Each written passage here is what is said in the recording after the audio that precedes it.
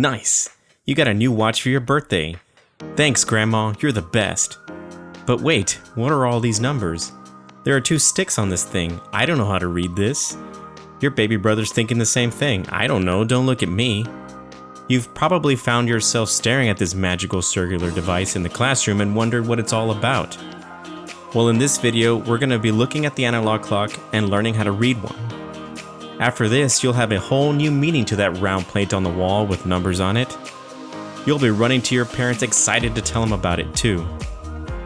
Hi, I'm Mr. Garcia, and in this video lesson, we're going to find out how to read an analog clock and learn how to tell time with one too. So find somewhere quiet, get comfortable, and let's get started. Here is what we call a clock face. It's not much of a face, it doesn't really have eyes and a mouth, but it's called a face nonetheless. There are 12 hours on a clock. An hour is defined as 60 minutes. There are 60 minutes in an hour. It probably takes you an hour to eat lunch or an hour to wash your car. There are 2 main hands on a clock, a shorthand and a longhand. Let's first talk about the shorthand. In short, the shorthand tells us what hour it is. For example, watch how the shorthand moves around the clock. That's 1 o'clock, 2 o'clock, 3 o'clock, 4 o'clock, 5 o'clock, 6 o'clock, 7 o'clock, 8 o'clock, 9 o'clock, 10 o'clock, 11 o'clock, and 12 o'clock. The clock hand always turns in the same direction. This is called clockwise. The clock hands cannot move in the opposite direction unless we figure out how to time travel and go back into the past, but unfortunately, as recording of this video, we cannot travel through time. So for right now, the clock hands move forward clockwise in one direction.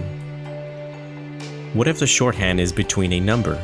For example, the shorthand is pointed in between the 3 and the 4. Because the shorthand hasn't passed the 4 yet, it is still 3 o'clock. Here is another example. The shorthand is pointed in between the 8 and the 9. Because the shorthand hasn't passed the 9, it is still 8 o'clock. Here it is 7 o'clock. And here is also 7 o'clock. It's not quite the next hour. Here it's 10 o'clock, and here it's 10 o'clock also.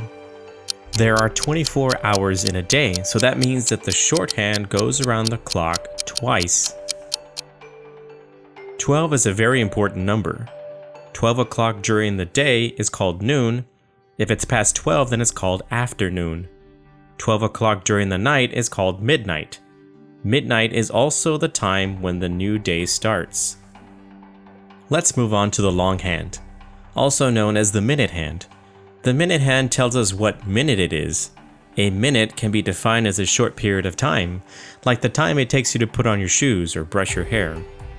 The minute hand goes clockwise around the whole clock each hour. If you imagine the clock as a giant pizza, and that pizza was cut in half, then you'll be left with half of the pizza. When the minute hand is down at the 6, then this is called half past. For example, it's 1:30 o'clock. It's 2:30 o'clock. It's 3:30 o'clock. If you imagine that same pizza and cut it in half again, then cut those pieces in half, you get 4 pieces. Those pieces are called quarters. When the minute hand goes to the 3, then it's 1:15 o'clock. It's 9:15 o'clock. It's 11:15 o'clock. If the minute hand is at the 9, this is called quarter till. For example, it's 6:15 o'clock. It's 7:15 o'clock. It's 8:15 o'clock, meaning it is 1/4 till it turns to the next hour. Like I mentioned in the beginning of the video, there are 60 minutes in an hour. Because 60 minutes is quite a lot to count around the clock, we count by 5s as the minute hand reaches each number. For example, 5 minutes, 10 minutes, 15 minutes, 20 minutes, 25 minutes, 30 minutes, 35, 40, 45, 50, 55, and 60 minutes. When the minute hand reaches the 12, the minutes go back to 0. For example, it is 1 o'clock here. Notice the minute hand is pointed at the 12. We write this as 100. Here we have the hour hand at the 4 and the minute hand at the 2. If we count by fives, 5, 10, we get 10 minutes. It's 4:10. Here the hour hand is pointed in between the 8 and the 9. Because it's not past the 9, it is still 8 o'clock. The minute hand is pointed at the 6. If we count by fives, we get 5, 10, 15, 20, 25, 30. It is 8:30, or half past 8 o'clock. Here the hour hand is pointed in between the 10 and the 11.